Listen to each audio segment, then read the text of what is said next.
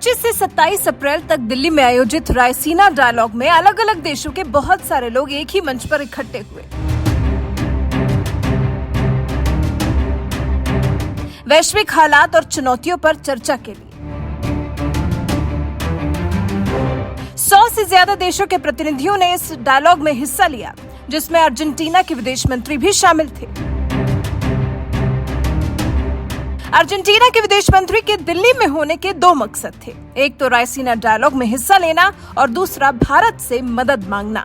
जी हां, भारत से मदद इसलिए क्योंकि 2014 से अब तक नरेंद्र मोदी के नेतृत्व में भारत जिस तेजी से दुनिया में अपना कद बढ़ा चुका है, खुद की गिनती दुनिया के अहम देशों में करवा पाने में कामयाब हो पाया है, दुनिया की सुपर पावर्स को अपना साथी बनाया है, अमेरिका, फ्रांस, ब्रिटेन, रूस जैसे देशों को अपना दोस्त बनाया है। इसी से अर्जेंटीना के मन में भी एक उम्मीद जगी है कि जो उसकी समस्या है उसमें भारत उसको मदद पहुंचा सकता है। ये समस्या फॉकलैंड द्वीप समूह से जुड़ी हुई है। अर्जेंटीना पिछले काफी लंबे वक्त से ब्रिटेन के साथ छिड़े अपने इस विवाद को सुलझाना चाहता है और अब भारत की तरफ आस भरी नजरों से देख रहा है। ऐसे में सवाल ये कि विवाद क्या है जिसको सुलझाने की आस लगाए अर्जेंटीना के विदेश मंत्री भारत तक चले आए। फॉकलैंड द्वीप समूह को लेकर ब्रिटेन और अर्जेंटीना के बीच काफी लंबे समय से विवाद चला आ रहा है। इस द्वीप की खोज तो यूरोपीय लोगों ने की थी। इसके बाद ये समय के साथ कई देशों का उपनिवेश बना। अटलांटिक सागर में स्थित इस द्वीप से अर्जेंटीना की समुद्री सीमा लगती है, इसलिए अर्जेंटीना इस द्वीप समूह पर अपना दावा करता है। अर्जेंटीना ने इस द्वीप को माल्विनस नाम दिया है। अर्जेंटीना का कहना है कि ब्रिटेन ने इस द्वीप को साल 1833 में गैर कानूनी ढंग से छीन लिया था, इसलिए अब इस द्वीप समूह को वापस पाने की चाह लिए जद्दोजहद कर रहा है अर्जेंटीना। अर्जेंटीना ने हालांकि इसको वापस पाने के लिए पहले भी कई कोशिशें की हैं। 1982 में तो ब्रिटेन के साथ युद्ध भी किया। फॉकलैंड द्वीप समूह को वापस पाने के लिए अर्जेंटीना और ब्रिटेन के बीच में साल 1982 में 3 महीने तक युद्ध चला था, लेकिन ब्रिटेन के आगे अर्जेंटीना युद्ध हार गया। इस युद्ध के बाद ब्रिटेन ने अर्जेंटीना के साथ सभी संबंध खत्म कर दिए थे और भविष्य में इस मुद्दे पर बातचीत न करने की बात कही थी।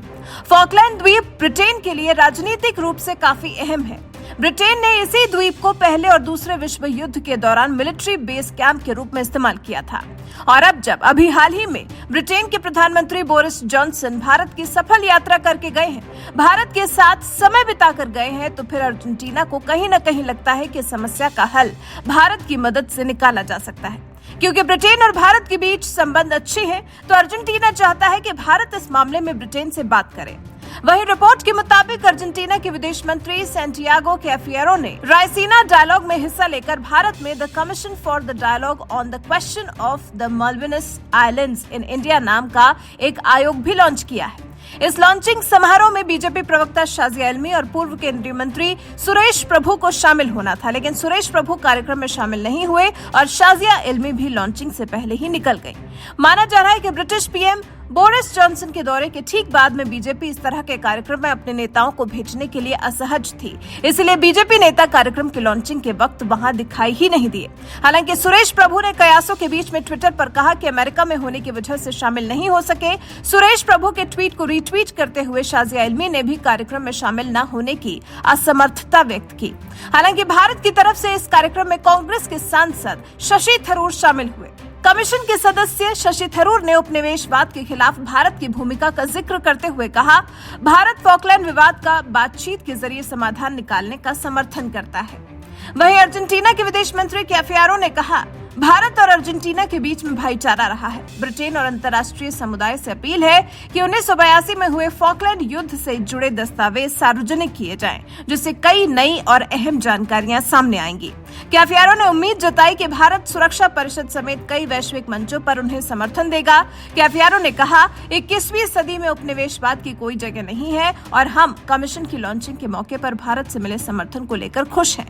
कमीशन की लॉन्चिंग से पहले अर्जेंटीना के विदेश मंत्री ने केंद्रीय विदेश मंत्री एस जयशंकर से भी मुलाकात की थी।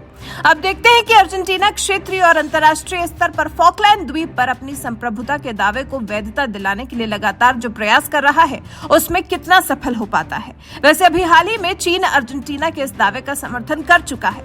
वैसे आपको क्या लगता है कि अर्जेंटीना की उम्मीद के मुताबिक भारत को ब्रिटेन से फॉकलैंड द्वीप समूह के बारे में बातचीत करनी चाहिए या नहीं? आपकी इस पर राय हमें कमेंट कर जरूर बताएं।